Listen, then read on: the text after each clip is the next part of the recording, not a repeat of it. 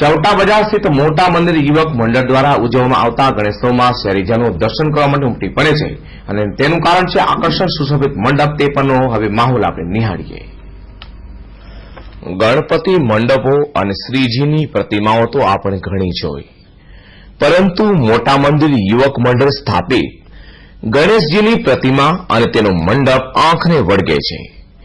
સુંદર સુશોભન કરાયેલો, નાના ઝરૂખા લગાવાયેલો અને જાણે રાજ દરબાર હોય તે મંડપની વચ્ચોવચ સુંદર મંજાનો ઘુમ્મટ આંખને આ દ્રશ્ય જોતી જ રાખે છે. મોટા મંદિર યુવક મંડળ દર વર્ષની જેમ આ વર્ષે પણ સુંદર મજાનો ગણેશજીનો મંડપ સજાવીને રાખ્યો છે. મંડપમાં બિરાજમાન થયેલા ગણેશજીની પ્રતિમા ખૂબ જ સુંદર દેખાઈ રહી છે.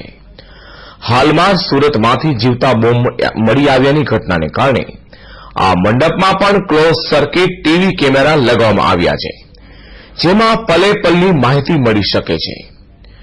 આ મંડપમાં રોજે રોજ અલગ અલગ કાર્યક્રમો રખાય છે.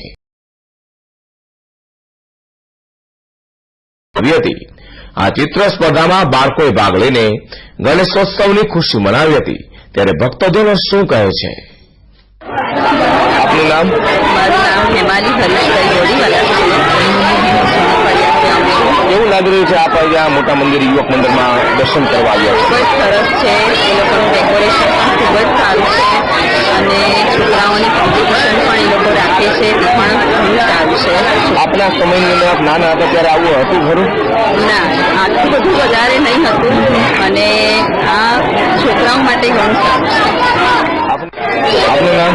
મારું નામ રજનીશભાઈ જસુલા. ક્યાં રહો છો આપ? હું જમનાનગર ગોડોરમાં રહું છું. કેવું લાગી રહ્યું છે આપ ગોડો રોડને દર્શન કરવા આવ્યા? સૌ પ્રથમ તો હું મોટા મંદિર યુવક મંડળનો ખરેખર ખૂબ આભાર માનું છું.